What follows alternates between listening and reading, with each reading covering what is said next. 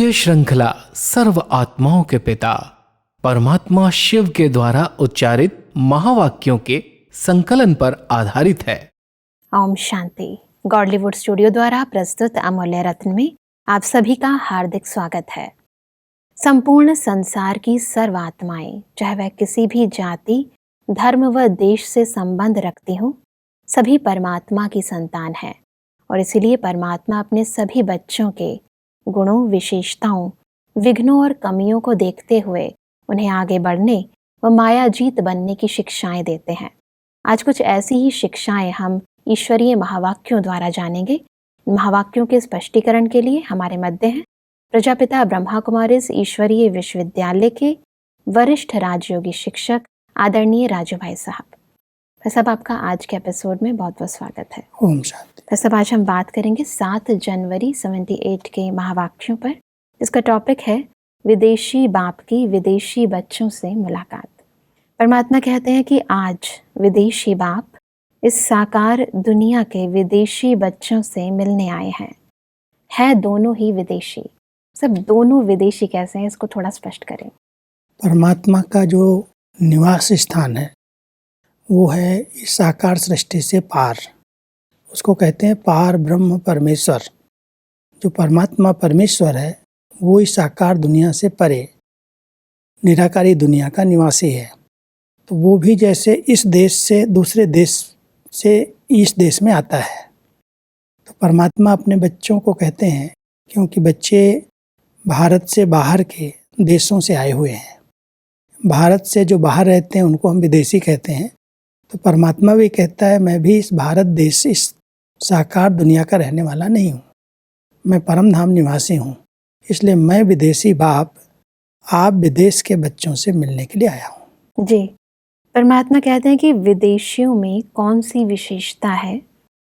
बाप जानते हैं कि मेरे ही कल्प पहले वाले बच्चे जो दूर दूर इन व्यक्त देशों में भिन्न भिन्न नाम, रूप, धर्म में चले गए थे, वे फिर से अपने बिछड़े हुए बाप व परिवार से मिलने अपने असली स्थान पर आ पहुँचे हैं। ऐसे अनुभव होता है जितनी आप लोगों को बाप के पाने की व अपने परिवार को पाने की खुशी है, उससे ज़्यादा बाप को खुशी है, क्योंकि बाप जानते हैं कि बच्चे ही घर का श्रृंगार है।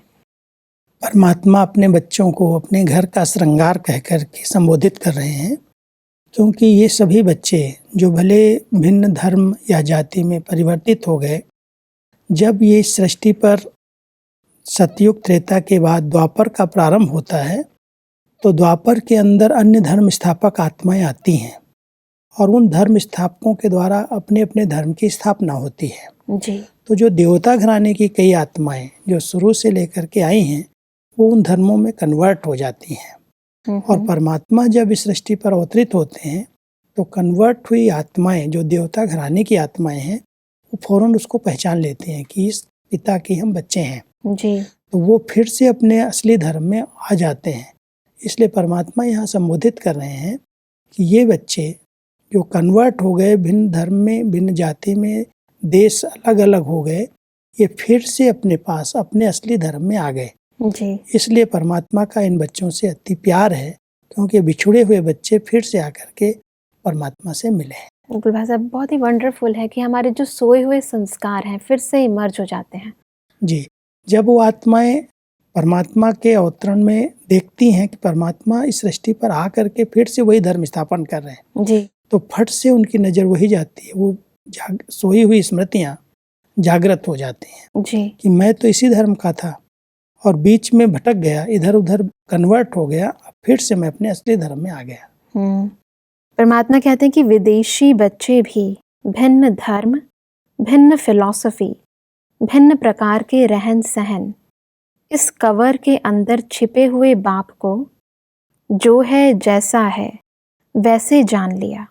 इस बुद्धि की कमाल के कारण विदेशी बच्चों से स्नेह है।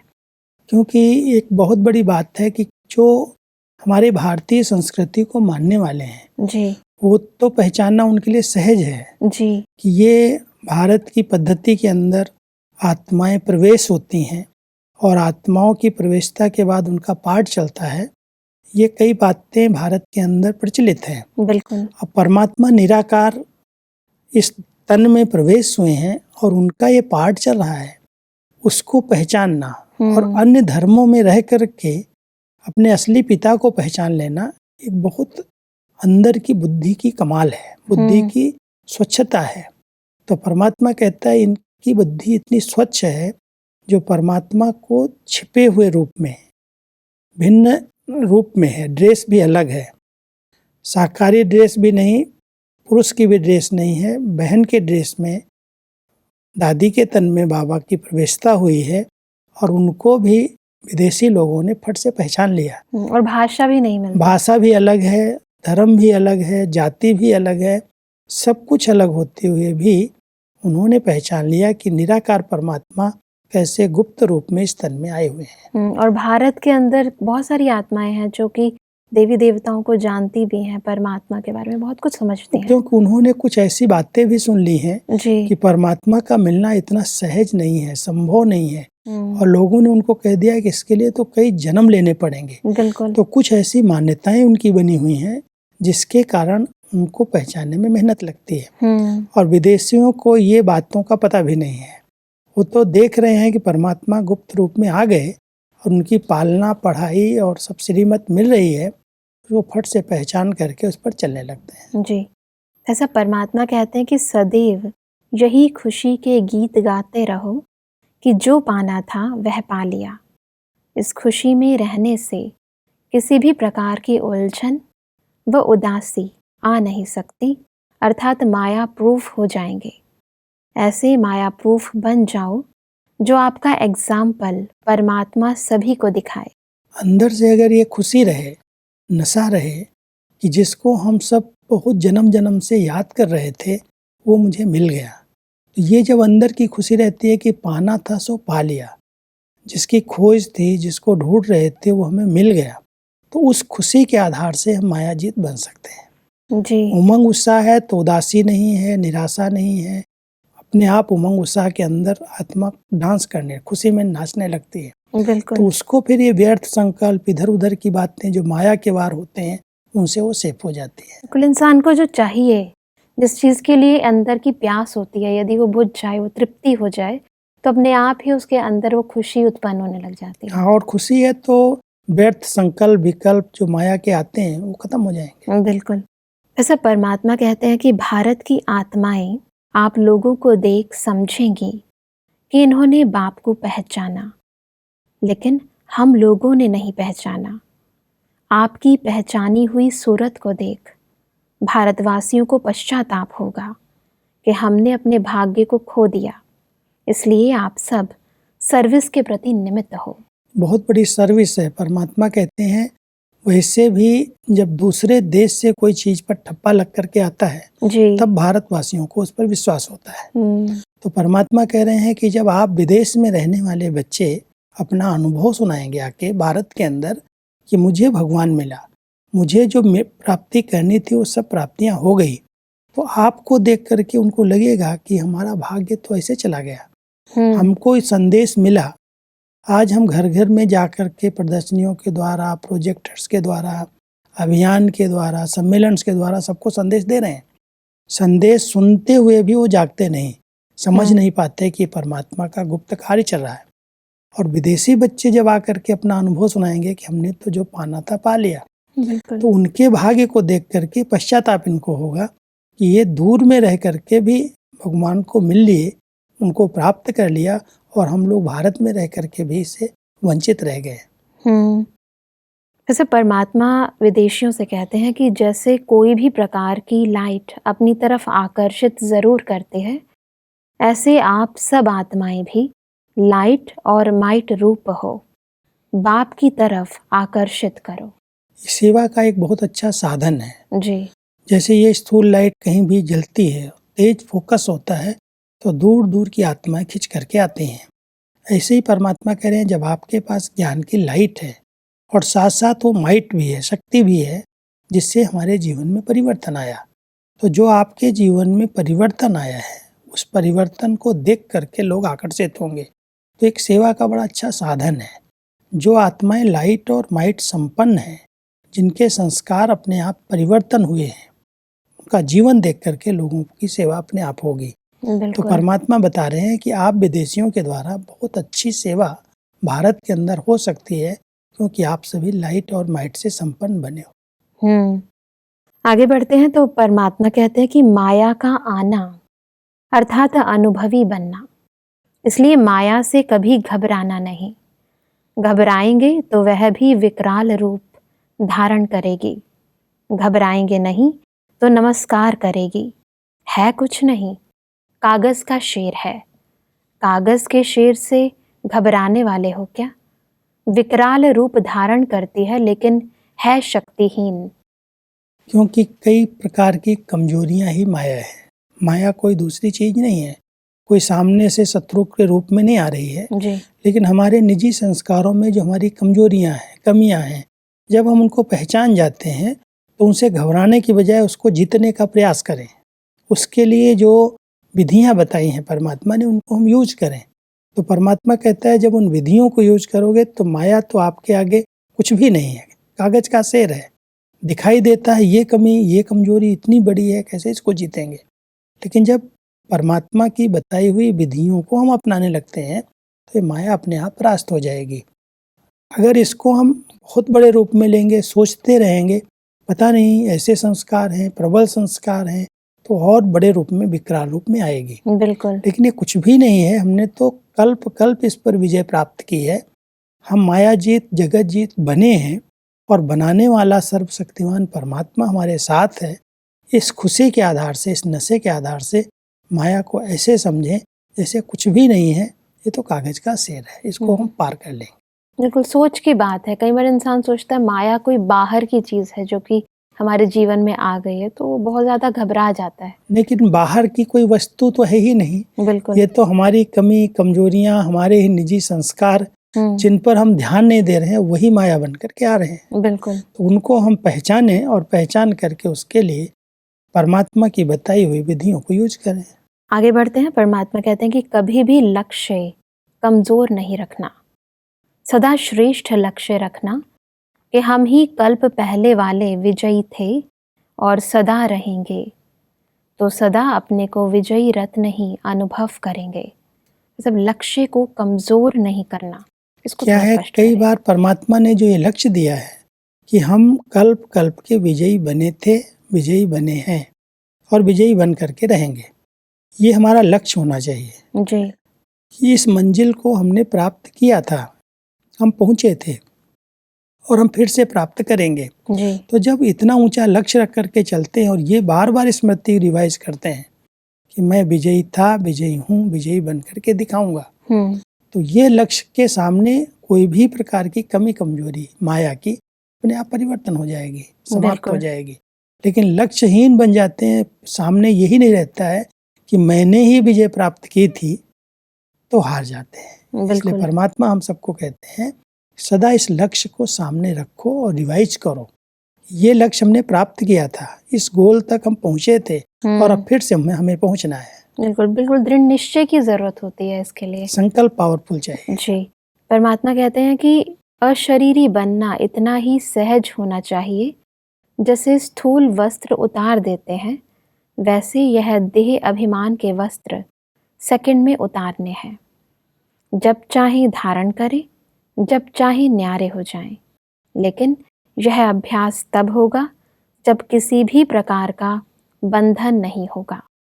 अगर मनसा संकल्प का भी बंधन है तो डिटैच हो नहीं सकेंगे। पहले हमें बंधनों को चेक करना चाहिए। जब हम योग अभ्यास करते हैं जी। तो हमें पता चलता है कि मेरे संकल्प किधर किधर जा रहे हैं। जी। जिधर जा रहे हैं वही बंधन है। कोई वस्तु में जा रहे हैं, कोई व्यक्ति में जा रहे हैं, कोई इच्छाएं ऐसी रही हुई हैं जहाँ पर हमारे संकल्प जा रहे हैं, वही हम आत्माओं के लिए बंधन है। बहुत सूक्ष्म बंधन है, कई बार उसका पता ही नहीं चलता। हम समझते हैं हम तो बिल्कुल फ्री हैं, मुक्त हैं, कोई बंधन नहीं है।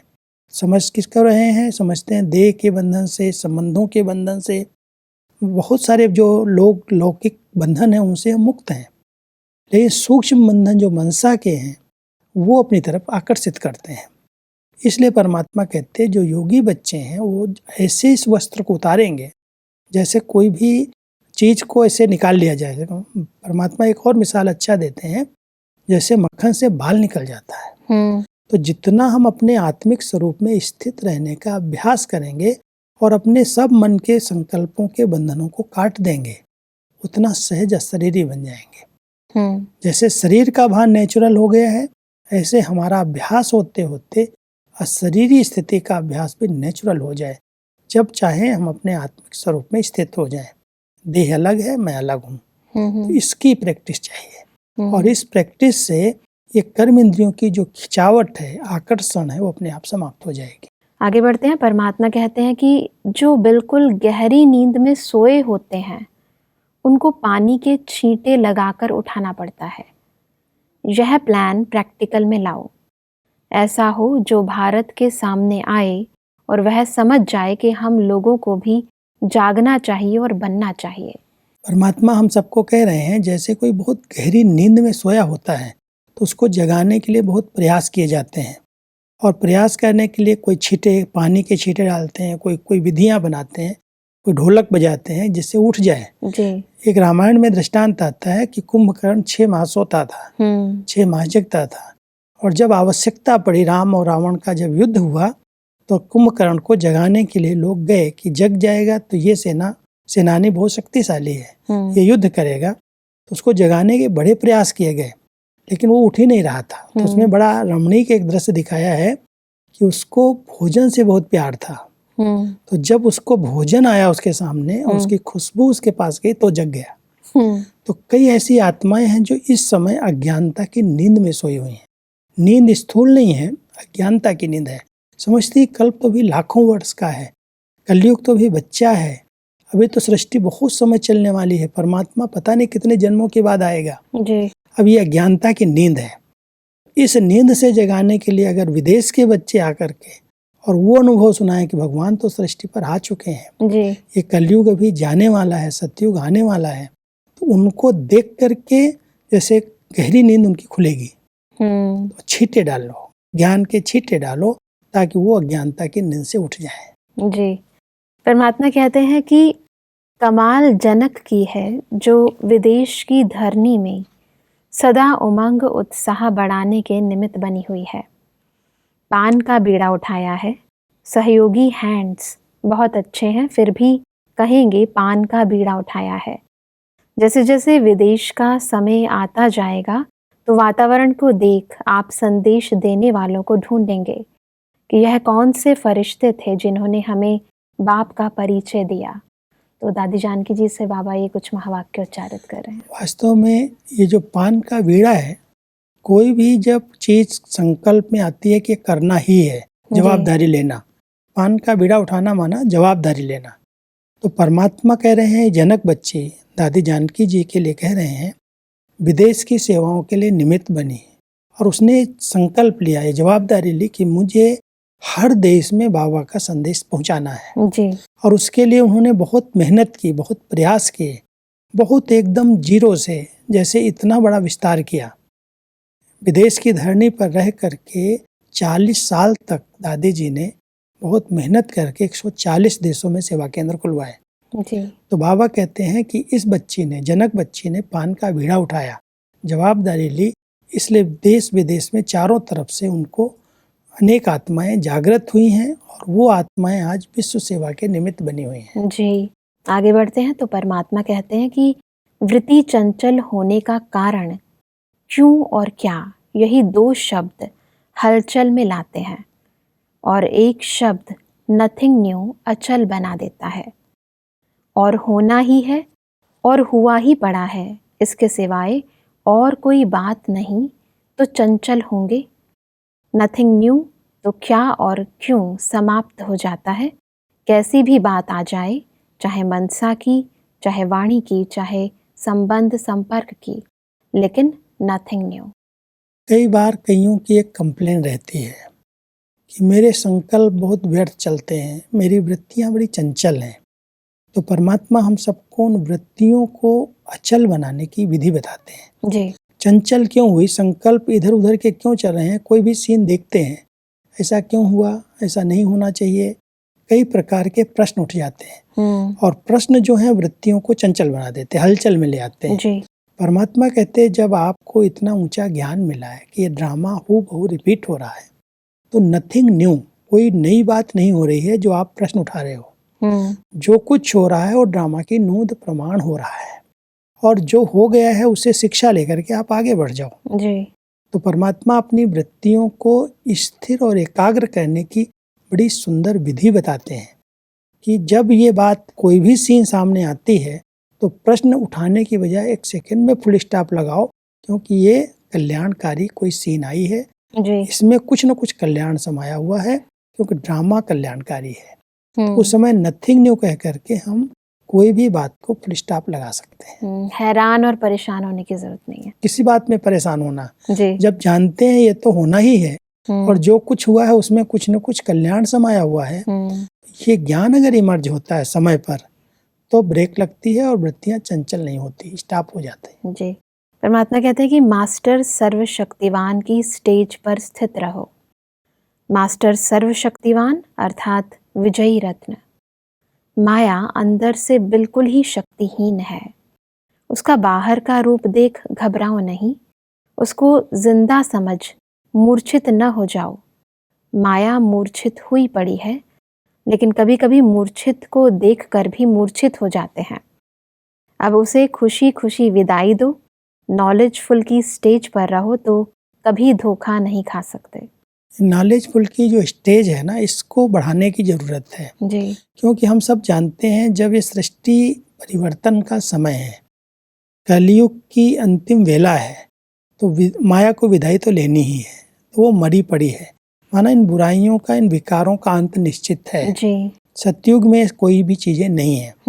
जब इतनी नॉलेज इमर्ज है कि सृष्टि परिवर्तन के साथ साथ ये सारी कमियां, कमजोरियां, संस्कार जो विकारों से उत्पन्न हुए वो सब खत्म होने वाले हैं। तो ये नॉलेजफुल बन करके माया को मरा हुआ समझो, इससे युद्ध नहीं करो, इसको देख करके डरो और घबराओ नहीं। वैसे भी जब युद्ध के अंदर कोई हारने वाला होता है ना, तो लास्ट वार जो करता है वो फुल फोर्स होता है। तो इस समय माया की विदाई का समय है, इसलिए फुल फोर्स में आएगी। आप उसके फोर्स से डरो नहीं, घबराओ नहीं, वो विदाई ले रही है। बिल्कुल। इसलिए अपनी स्थिति को अचल अडोल बनाओ और निश्चित भावी विजय की है उसको स्मृति में रखो, तो माया आपको परेशान नहीं करेगी। वैसे भी इंसान का जो अंदर का डर है वही उसकी पराजय का कारण बनता है, और इसीलिए परमात्मा कहते हैं कि सदा स्मृति रखो कि हमें अमर भव का वरदान मिला हुआ है। वरदानी आत्मा निश्चय बुद्धि होने के कारण विजयंती होती है। सब आज हमने बहुत सारी विधियां जानी कि कैसे हम माया पर जीत प्राप्त कर सकते हैं, अपनी कमी कमजोरियों को सदा के लिए खत्म कर सकते हैं। सब स्पष्टीकरण के लिए आपका बहुत बहुत धन्यवाद। दर्शकों, आज के एपिसोड में परमात्मा ने कहा कि माया प्रूफ बनने के लिए सदा खुशी में गीत गाना है कि पाना था वो पा लिया। परमात्मा ने कहा कि यदि विजयी रत्न बनना चाहते हैं तो उसके लिए अपने लक्ष्य को कभी भी कमजोर नहीं होने देना है। सदा निश्चय रहे कि हम ही कल्प पहले वाले विजयी थे और हम ही बनेंगे। परमात्मा ने कहा कि हलचल के समय अचल अडोल स्थिति बनाने के लिए नथिंग न्यू का पाठ सदा स्मृति में रखना है। दर्शकों, आज के एपिसोड से संबंधित यदि आपके मन में कोई भी प्रश्न है तो आप हमें ईमेल कर सकते हैं। हमारा ईमेल आईडी है amulyaratna@godlywoodstudio.org। अगले एपिसोड में एक और अव्यक्त वाणी के साथ आप सभी के समक्ष हम फिर हाजिर होंगे। तब तक के लिए लेते हैं इजाजत। ओम शांति। मुख्य सार: वृत्ति चंचल होने का कारण और उसे अचल बनाने की युक्ति। चंचल होने का कारण है क्यों और क्या। मनसा वाणी संबंध संपर्क कोई भी बात आ जाए तो नथिंग न्यू, न क्वेश्चन और न आश्चर्य। अशरीरी बनने का अभ्यास तब होगा जब किसी भी प्रकार का बंधन नहीं होगा। विशेष सेवा: बाप द्वारा प्राप्त हुई अविनाशी खुशी, शांति व अतीन्द्रिय सुख की झलक सबको दिखाई दे। अधिक जानकारी के लिए संपर्क करें Amulya Ratan Godlywood studio, Manmohini Van, Shanti Van post, Abu road 307510, district Sirohi, Rajasthan. Email ID है amulyaratn@godlywoodstudio.org। godlywoodstudio.org। इस श्रृंखला को प्रजापिता ब्रह्मा कुमारीज ईश्वरीय विश्वविद्यालय के सेवा केंद्रों पर क्लास में नियमित रूप से चलाने के लिए गॉडलीवुड स्टूडियो से संपर्क करें।